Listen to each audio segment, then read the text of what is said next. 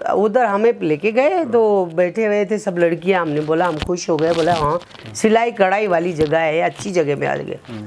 हम बहुत थक गए थे, हम सो गए आके, सो गए तो हम तो सुबह तक ही सोते रहे। सुबह उठ के बोले हमने, वो हमारे साथ था भाई मामू, वो कहाँ गया?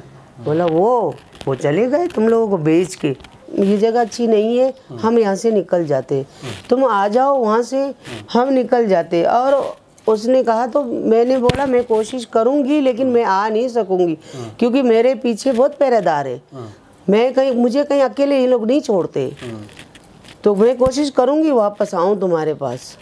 तो मैं ऐसे बोल के चली गई उधर। उसने ऐसा बोला? हाँ, वो मेरी फूफी की बेटी ने बोला आओ तुम वहाँ से भाग के आओ, हम दोनों यहाँ से भाग जाते, यह जगह अच्छा नहीं है। तो मैंने बोला ठीक है मैं आती हूँ लेकिन मैं कोशिश करूँगी, मैं भाग नहीं सकूँगी वापस दोबारा। फिर वापस मैं गई वापस, मुझे लेके चले गए। फिर मैंने काफ़ी कोशिश किया कि मैं वापस फूफी की बेटी के पास आऊँ, वहाँ से फिर हम दोनों निकल जाए इधर से, क्योंकि हमें उधर मारते इतने मारते थे, दीवारों में मारते थे और ये खून होंठ सूजे होते थे, इतने मार मार के हम लोग रोते थे, पीटते थे, इतने अल्लाह से दुआ करते थे।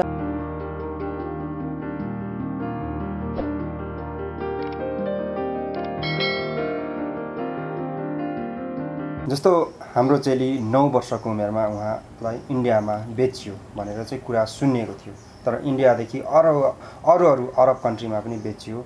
उहाँ अहिले बेचिनु भएको लगभग 30-40 वर्ष भइसक्यो हैन। उहाँ यत्रो वर्ष हराउनु भयो र यी चेली आज कम्प्लिटली नेपाल आइपुग्नु भएको छ। दर्शकबिन अब म हाम्रो नेपाली चेली हुनुहुन्छ, म उहाँसँग जोड्न चाहन्छु। उहाँले नेपाली भाषा बोल्न सक्नुहुन्न, तैपनि म हिंदी में कुरा करना चाहूँ। सबसे आपसे मैं हिंदी में बात कर रहा हूँ। जी आपसे दीदी नमस्कार। अस्सलाम वालेकुम। अस्सलाम वालेकुम, नमस्कार।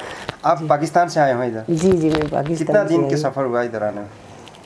यहाँ आने में यहाँ अभी आप नेपाल आए हो? जी मैं नेपाल पाकिस्तान से डायरेक्ट नेपाल आए हो या कैसे ट्रांजिट हुआ, कैसे? नहीं, पाकिस्तान से पहले मैं शारजा में गई, शारजा से फिर मैंने 6-7 घंटा उधर वेट किया। हाँ वेट किया, फिर उसके बाद फिर मैं नेपाल आई ना। चलो ठीक है जी। आपका जो हिस्ट्री है ना उधर जाते हैं। आप जब छोटी थी, जब 8 साल की थी, हाँ जी, तो उस टाइम पे आपको बेचा गया ऐसा बोल रहे हैं मेरे दोस्त। तो उस टाइम पे आपको कौन लेके गया उस जगह पे इंडिया में? देखिए हम लोग छोटे से गांव में है, जो समंदर आसपास है, छोटे से गांव में रहते थे। जैसे कि मेरे छोटे भाई, एक भाई है एक बहन है, हम 3 नहीं थे बस। नाम भी बता दो। नाम एक का नाम था वो भाई का नाम था बुधराज और बहन का नाम था मंगलमया। मैं खुद रमैया। उन लोगों का कास्ट क्या था? जी कास्ट क्या था? बुधराज क्या था? बुधराज कास्ट मुझे नहीं पता, क्योंकि मैं खुद 8 साल की, सिर्फ एक दूसरे को पुकारते थे, वो मुझे पता है कि इसका फलाने का नाम ये है।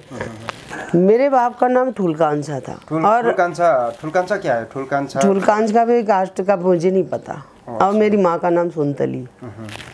तो उस आदमी ने आपको इंडिया लेके गया, क्या बोल के लेके गया? लेके कुछ नहीं बोल के गया। देखो हम वहाँ से, मैं और मेरी फूफी, आप बात सुने ना, मेरी फूफी की बेटी और मैं, हम दोनों निकले थे घर से। हमने बोला चलो हमारे माँ बाप तकलीफ में है, वो चलो हम बेटी है तो इनके लिए, भाई भी मेरा छोटा सा था तो तकलीफ में, गरीब थे, तो हम लोग, वो भी मेरी फूफी की बेटी बड़ी थी माशाल्लाह। तो हमने सोचा कि इसने मुझे कहा रमैया हम चलते हैं, सिलाई कढ़ाई हम कुछ सीखते हैं, पैसे बना के माँ को बाबा को बेचते, इनकी ज़िंदगी अच्छी गुजरेगी। किस लड़का ने लेके गया? नहीं मेरी एक मिनट मैं पूरी बताती हूँ आपको। तो मेरी फूफी की बेटी ने ये कहा, मैंने बोला चलो ठीक है हम दोनों, हम दोनों बस में निकले तो रात हो गए, तो हम लोग हेटुड़ा गए हम। हाँ हेटुड़ा, ये हाँ हेटुड़ा गए ना। हेटुड़ा से हम फिर वहाँ से हम लोगों ने, हमारे पास इतने पैसे भी नहीं था, मेरा तो खैर बस वाले किराया नहीं ले, क्योंकि मैं तो छोटी थी। तो मेरी फूफी की बेटी है, उसने कहा मेरी फूफी की बेटी ने कहा हमारे जो दूर के मामू जाते ना रिश्तेदार में, यहाँ आसपास कहीं रहते, तो उनके घर पे रात को स्टे करते हैं, फिर सुबह निकलते हैं हम। फूफू के बेटी बोले तो फूफू की बेटी, हाँ हाँ हाँ, आंटी की बेटी, यानी मेरे अब्बू के यानी कि बहन की बेटियाँ। जी जी। तो मैंने बोला चलो ठीक है। उसके घर ढूंढ ढूंढ के शाम हो गए, हमें नहीं मिला। फलाने से पूछा, फलाने का घर कहाँ है, आज तो से कितना साल आगे है? हाँ वही सी दौरान, यानी कि आज से 35 साल पहले की बात बता रही है। तो उसने कहा चलो ठीक है। मैंने बोला फिर हम लोग है ना मिल के उसके घर पे, तो उसको हमने दास्तान बताया, हम ऐसे ऐसे घर से निकले, हम कुछ काम सीखने चाहते हैं, हमारे माँ बाप को पैसे कमा के देना चाहते हैं। उसने कहा अच्छा किया है, आप सही जगह में पहुंच गई, मैं आपको लेके जाता हूँ। उस बंदे ने कहा मैं आपको लेके जाता हूँ और आपको अच्छे काम दिलाएंगे हम चलते हैं। सुबह के टाइम में 6 बजे हम वहाँ से निकले। हम निकल गए, हम दोनों और एक आदमी। वो हमें 3 दिन लगा जी, उधर यहाँ से हमें, यानी जो हेटौड़ा से 3 दिन के बाद, हाँ हेटौड़ा से हमें इंडिया पहुँचने, यानी बम्बई 3 दिन लगा हमें। रेलवे गए, बस में गए, 2-3 गाड़ियाँ बदली किया। चलो फिर उस आदमी के साथ आंटी का लड़का, हाँ वो पता नहीं कौन था, हाँ वही उसके साथ गए। उसने बोला था पैसा हो जाएगा, ये हो जाएगा, उसको ऐसे बोल के तो बोला आप लोग उधर हमें लेके गए, तो बैठे हुए थे सब लड़कियां। हमने बोला हम खुश हो गए, बोला हाँ सिलाई कढ़ाई वाली जगह है, अच्छी जगह में आ गए। हम बहुत थक गए थे, हम सो गए आके। सो गए तो हम तो सुबह तक ही सोते रहे। सुबह उठ के बोले हमने, वो हमारे साथ भाई मामू, वो कहाँ गया? बोला वो चले गए तुम लोगों को बेच के। अच्छा। हम दोनों बहनें रोने के लिए बैठ गए उधर। इतना रोए, कैसे बेच के जा सकता है वो? बोला नहीं, तुम लोगों को बेच के चले गए। उधर से अब हम वहाँ इतना, नेपाल का ही था ना? नेपाल का ही है, बोल रही हूँ ना, हेटौड़ा का है वो हेटौड़ा का लड़का है। हेटौड़ा का लड़का है। तो फिर उसके बाद फिर मैं रोना धोना हो गए, ये वो। उसने इंडिया में फिर हम लोग ने बोला प्लीज़ मेहरबानी हमारे माँ बाप के पास छोड़ दो, हमें इधर नहीं रहनी है। वो काफ़ी मारा पीटा हमें, उधर बहुत मारा ना। एक सेकेन्ड आपको रोक्ता हूँ जी। दर्शकबिन, उहाँले जुन हिन्दीमा कुरा गरिराख्नु भएको छ, हाम्रै नेपाली दाजुभाइ जो हेटौडावासी हुनुहुन्थ्यो, त्यो समयमा आजभन्दा 35 वर्ष अगाडि, जबकि उहाँ 8 वर्षको हुनुहुन्थ्यो, त्यतिखेर राम्रो काम दिलाइदिन्छु, सबैलाई राम्रो गर्छु, सबैलाई राम्रो पैसा कमाउने ठाउँ बनाइदिन्छु भनेर उहाँलाई लिएर गइसके पछाडि उहाँलाई र उहाँको दिदीलाई बेचिदिए। र बेचिसकेपछि त्यो मान्छे त्यहाँबाट फरार भए। उहाँहरू रुई कराई गर्यो त्यहाँनिर।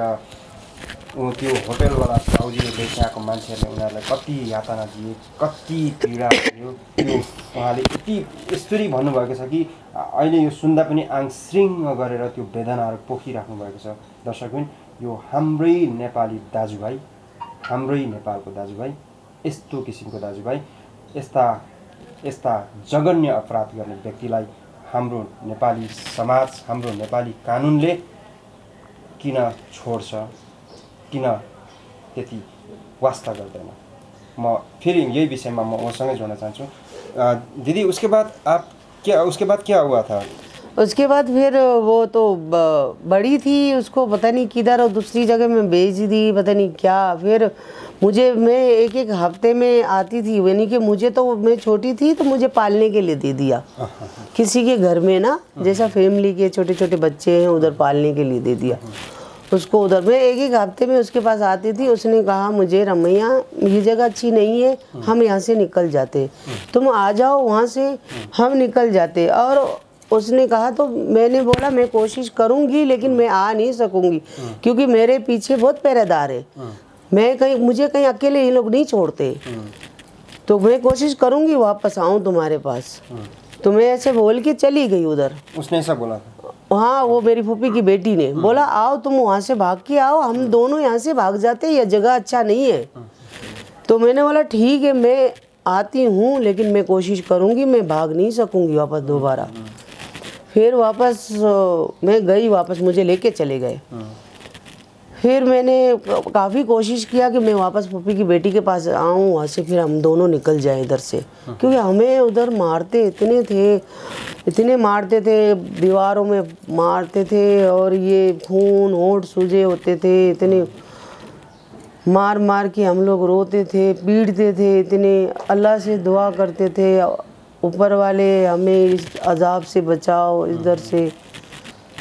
लेकिन बस वहाँ से फिर वो तो निकल गई, मेरी फूफी की बेटी वहाँ से निकल गई, मैं नहीं निकल सकी। वो किधर गए होंगे? वो पता नहीं कहाँ निकल गई अभी तक कॉन्ट्रैक्ट नहीं, अभी तक उसका कॉन्टेक्ट, क्योंकि उस टाइम में ना कुछ अता पता नहीं कुछ पता नहीं, क्योंकि वो उसको काफ़ी यानी कि लोग इसको जिसने हमें ख़रीदा था ना, वो काफ़ी यानी कि इतने बड़े बड़े तलवारें छुरियाँ लेके इसको ढूंढना, अगर मिल जाए तो हम मार देंगे। अभी उसके डर से मैं भी चुप करके बैठी हूँ। मैंने बोला मैं नहीं भागती भाई, मैं पकड़ी जाऊँगी तो मुझे तो मार देंगे ये। फिर ऐसा किया हुआ है कि फिर एक बस अल्लाह ने मेरा दुआ कबूल किया।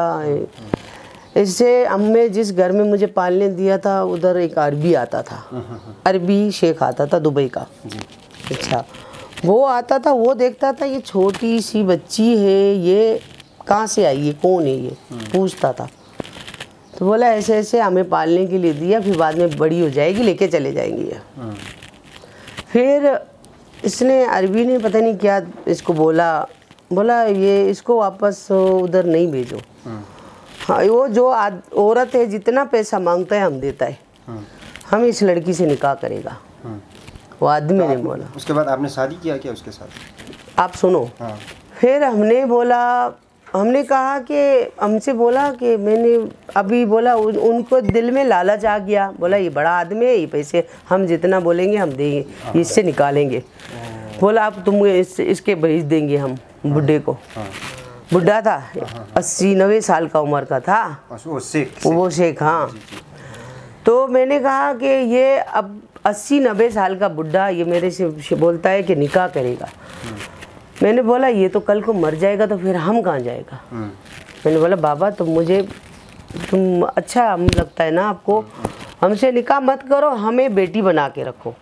उसने बोला नहीं, हम तुमसे निकाह करेगा, हम अपना नाम देगा तुम्हें। फिर मैंने सोचा कि चलो इस आज़ाब से तो ये बुढ़ा सही है, कम से कम उस जेल हाँ, से छुटकारा मिल जाएगा। हाँ, वो जगह से छुटकारा। वो जो मारती थी दिन रात, वो घरवाली नहीं मारती थी? हाँ, वो घरवाली नहीं मारती, वो आती थी मुझे। अच्छा। हाँ, एक दफा मैंने बोला कि मम्मी नहीं बेचो, एक आदमी वो गंदा आदमी था, बोलता था कि इसको मुझे बेचो। वो औरत ने बोला, फिर उसको हम मिन्नतें किया, माफ़ी मांगा, हम आप जो बोलता है हम करेगा, लेकिन इस आदमी के साथ मुझे नहीं बेचो। हम रोया, उसके पास गिड़गिड़ाया तो हमको है ना एक लात मारा इधर, हम वहाँ बेहोश हो गया, रो के हम उधर ही बेहोश हो गया। फिर उसके बाद फिर हमने बोला चलो इस तकलीफ़ से तो ये बुढ़ा सही है मेरे लिए। फिर हमने बोला बाबा, उसको हम बाबा ही बोलता था, बाबा हम चलेगा तुम्हारे साथ, तुम जिधर बोले, तुम किधर लेके जाना चाहे। उसने बोला तुम्हारे माँ बाप को भी हम मिलाएगा मेरा। उसने आदमी ने बोला, बुढ़े ने, तुम्हारे माँ बाप, हम खुश हो गया। हम बोला वाह, हमारे लिए तो अच्छा है ये बुढ़ा, हम चलो जिसके साथ शादी करेगा हमारे माँ को भी मिलाएगा, बाप को भी मिलाएगा, हम जाएगा उसके पास। हम खुश हो गया, हम आ गया फिर पाकिस्तान वापस। हमारा पासपोर्ट भी बनाया उसने, सब कुछ। तो किधर अरब का था? अरब का था, दुबई का था। दुबई का था। ओ, दुबई का था ना? हाँ, तो पाकिस्तान में था ना इसका घर, दुबई में तो इसका अलग फैमिली है। अच्छा। दुबई में इसका अलग फैमिली अभी भी बैठा हुआ है, अभी भी मौजूद है। तो हम पाकिस्तान में आए, हम पाकिस्तान में आके फिर तकरीबन यानी कि काफ़ी, फिर भी हम बोला हम नहीं, हम पहले हम माँ बाप से मिलेगा फिर तुमसे निकाह करेगा। बोला तुम माँ बाप से क्या मिलेगा, तुम इतनी सी थी, तुमको उसने गोद लिया है। अरे उसने तो उसका दिमाग में उल्टा बात डाल दिया, बुड्ढे के दिमाग में उल्टा ही बात डाल दिया। अब वो उसमें चढ़ के बैठ गया, तुम्हें माँ बाप का याद ही नहीं है, तुम्हें जगह पता ही नहीं है, तुम कैसे जाएगा, अब तुम इधर ही बैठोगी। माँ बाप को मिलने की उम्मीद भी वो भी ख़त्म हो गया, वो तो बुड्ढे ने भी नहीं मिलाया। अब जाएगा तो किधर जाएगा, हम पाकिस्तान हम आ गया, अब पाकिस्तान में हमारा कोई नहीं है, हम अगर जाएगा तो किधर जाएगा, फिर कहाँ जाएगा वापस। एक दफ़ा हम घर से निकला तो हमारे लिए इतना मुसीबत आया, अब दोबारा जाएगा पता नहीं कौन सा मुसीबत आएगा। फिर हमने बोला चलो ठीक है, बुढ़े से शादी है ना, ये नसीब में हमारा लिखा। हम फिर पहले मुस्लिम बना, हम हिंदू था, मुस्लिम बनाया, उसने हमसे निकाह किया। तो उसके बाद फिर हमसे निकाह करके फिर उसके बाद इसके साथ हम 13 साल 13 साल जिंदा रहा वो। 13 साल आप उसके साथ रहा? हाँ, उसके बाद फिर आप किधर गए? फिर उसके बाद हम किधर भी नहीं गए, हम पाकिस्तान में। हमने फिर हमने उसके बाद आपने दूसरी शादी की कि नहीं की? दूसरी शादी की है ना, उससे एक बच्चा है हमारा छोटा, सोहेल नाम का है। फिर उसके बाद हम दूसरा, इसके बाद फिर छोटा, जब वो आदमी मर गया था सोहेल मेरा बेटा इतना 6 साल का था। अब हम जाएगा कहाँ जाएगा? अभी वो बेटा किधर, पाकिस्तान में रहता है? नहीं, पाकिस्तान में। फिर हम जाएगा तो फिर अब कहाँ जाएगा हम? ना हमारा कोई रिश्तेदार, ना हमारा, हम तो अकेला हो गया, छोटा सा बेटा। अभी हमने बोला चलो शादी करके एक जगह में हम बैठ जाते हैं। फिर वापस शादी किया, चलो अच्छे लोग मिला, बहुत अच्छे लोग हैं, हम नहीं कहते किसी को, अच्छे लोग हैं, लेकिन हमारे माँ बाप तक नहीं पहुँचा सके वो। यानी कि हमें अपने माँ बाप तक, मेरा बच्चा है अभी, उससे 3 बच्चा है, यानी कि 4 टोटल मेरे बच्चा है, जो वो सब पाकिस्तान में ही है, अच्छे सारे। अभी मैं थोड़ा शॉर्टकट में क्या समझ में आया, जब आपने ये इतना सारा जो कुछ भी किया, बुढ़े से भी शादी किया, जो उससे नाम था उसका, उससे भी शादी किया, अभी जो शादी किया आपने, सिर्फ उसने क्या कहने पर आपको माँ बाप से मिलाएंगे, हाँ, उसी की वजह से आपने शादी किया। 30-35 साल तक उसी बातों में आप अभी तक टिके हो? ठीक है, यानी कि हम काफ़ी लोगों को मैंने बोला है, अपनी कहानी सबको सुनाया है, जैसे आप लोगों को अभी सुना रही हूँ ना, इसी तरह क्या पता कोई ना कोई निकले कि आप बोले कि चलो हम मिलाते। ये अभी चलो अल्लाह का रहमत के फरिश्ते बना के, चलो देर सही यानी दुरुस्त ही ना, यानी देर से आया, अच्छा आया। यानी कि उसने इसको, हमने अपनी दास्तान सुनाया तो इसने बोला आप फिक्र मत करो, इंशाल्लाह। इसकी वाइफ ने भी हमें इतना हौसला दिया कि आप टेंशन नहीं करो, हम आपके सपोर्ट कर देंगे, अल्लाह ज़िंदगी दे, इनको आबाद रखे, क्योंकि इन्होंने हमें फिर इधर तक पहुंचाया। फिर एक, यानी हम तो ख़त्म कर दिया था, हमने बोला अब यानी कि नहीं मिल सकते हम, अभी ख़त्म, उम्र ख़त्म हो रही है, उम्मीद ही ख़त्म, उम्र ख़त्म, उम्मीद ख़त्म, बस अल्लाह ताला ने फिर अभी इस उम्र में आके मुझे यानी कि यहाँ पहुँचना था, वो भी इनके तरफ से कि यहाँ से यहाँ तक पहुँचाया इन्होंने, इनकी मेहरबानी। तो आप एक बार बता दीजिए ना, जो 8 साल की उम्र में था तो कौन सा जगह बोल रहा था आपका, जो नेपाल की जगह? नेपाल की जगह ये काठमांडू है ना, काठमांडू तो ये, हाँ, घर जो लोथरखोला पिपले गाँव, लोथरखोला पिपले गाँव। वो डिस्ट्रिक्ट मालूम है क्या? हाँ, था क्या चीज़ का गांव है, एक छोटा सा गांव है, समंदर है आसपास और खेती बाड़ी ये है, यानी कि गरीब थे सारे। स्टेट पता है कि कौन सा स्टेट है? नहीं, वो चीज़ जैसा कि नेपाल में बहुत जिला है, बहुत जिला है, वैसे जिला, हाँ, ललितपुर है, भक्तपुर है ना, ऐसे जिला ये है। जिला तो नहीं पता चला ना मुझे, सिर्फ नक्शा, यानी कि मुझे उस जगह पे लेके जाओगे तो मुझे पता चलेगा, क्योंकि देखो 8 साल की बच्ची को अगर इतना कुछ याद है वो भी बड़ी बात है। हाँ जी, हाँ? चलो ठीक है, आप नेपाल आए गए हो तो आप लोगों से यही मिन्नतें हैं कि आप लोग सब, आप लोग, हाँ, ब्रदर का नाम पता है और सिस्टर का नाम पता है, ठीक है भाई साहब, मैं आपसे भी जोड़ता हूँ। हाँ, आप लोगों से यही उम्मीद करती हूँ कि मैं इधर आई हूँ, चलो किसी अल्लाह के आश्रय में आप लोग, कि कोई ना कोई तो होगा कि मेरी मदद करे, यानी मुझे माँ बाप तक पहुँचाए, इसलिए बस सबको यही मिन्नतें करती हूँ। अपनी बस बेटी है या कोई, वो अपने माँ बाप, उनकी माँओं से वो मिन्नतें करती हूँ, उनके वालदाक से, कि अपने घर में अपनी बेटियों को कि किसी के हवाले या किसी पे भरोसा करके उनके हवाले ना किया जाए, क्योंकि जो दौर, जो हमारे दौर था वो फिर भी कुछ बेहतर दौर था, उन दौरान भी मेरे साथ या इस तरह का हुआ, लेकिन आज का दौर है तो और उससे भी डबल, यानी कि आज का दौर ख़राब है। तो हर किसी को बोलती हूँ अपनी बेटी की रक्षा करे, यानी कि किसी पे भरोसा ना करे, आजकल दौर बहुत खराब है। दर्शकबिन उहाँले भनिराख्नु भएको छ कि जसरी 8 सालमा म बेचिएँ, सम्पूर्ण यो भिडियो हेरेर बस्नुहुने सम्पूर्ण नेपाली दाजुभाइ तथा दिदीबहिनी आमा बुवाहरूमा उहाँले यो के सन्देश दिनुभयो भने हिन्दीबाट तपाईको छोरी चेलीको राम्रोसँग सुरक्षा गर्नुहोस्, कसैलाई पनि त्यति छिटै विश्वास नगर्नुहोस्। यदि विश्वास गरेको खण्डमा म जस्तै बेचिन पुग्छन्, छोरी चेलीहरू दुःख पाउँछन् भनेर उहाँले अहिले भनिराख्नु भएको छ। म यसै विषयमा म हाम्रो यहाँ हाम्रो सर हुनुहुन्छ पाकिस्तानबाट, म उहाँसँग पनि जोड्न चाहेँ। त्योभन्दा पहिला म उहाँलाई नै केही कुरा सोध्न चाहन्छु। जैसे दीदी आपको नेपाल आए है ना, तो आप नेपाल आने से पहले कैसे कॉन्ट्रैक्ट हुआ उसके साथ, कैसे मिला आपको ये रास्ता में नेपाल जा सकता हूँ, आपने उसको सुनाया? इनको सुनाया तो इन्होंने बोला कि भाई मेरा है उधर नेपाल में जानने वाले इनकी तरफ से। हाँ, इन्होंने फिर मुझे एक दो से यानी कि बात भी फ़ोन पे करवाया, आप बात करो, क्या पता यहाँ से कहीं मालूमात हो जाए आपको आपकी जगह का। फिर उनको अपने नाम बताया, फिर मैंने इंटरव्यू भी एक भेजा था किसी को। लेकिन हर कोई आजकल अपनी लाइफ जी रहे, डरते भी है किसी चीज़ में हाथ डालने से, दौर ख़राब है ना, तो अचानक किसी की मदद करने से भी डरते हैं आजकल। तो खैर इनको बोला और इन्होंने भी बोला चलो खैर है, मसला नहीं, अल्लाह मालिक है, अल्लाह का नाम लेके हम आपके साथ हैं। इनकी वाइफ ने भी यही कहा कि आप जाओ कामरान जी, आप लेके जाओ इनको, अपने माँ बाप से अपने ख़ानदान से इनको मिला के लेकर आओ, अगर आप कर सकते हो तो। इन्होंने भी कहा इंशाअल्लाह मैं करूँगा, इंशाअल्लाह जाता हूँ इनके साथ, बाकी अल्लाह मदद करे। बहुत बहुत शुक्रिया आपको। अभी नेपाल आ चुके हो आप, इतना परेशान मत हुई क्योंकि हम लोग हैं इधर, आपका घर किधर है सब कुछ ढूंढने में हम आपको हेल्प करेंगे, आप बिल्कुल भी परेशान मत हुई।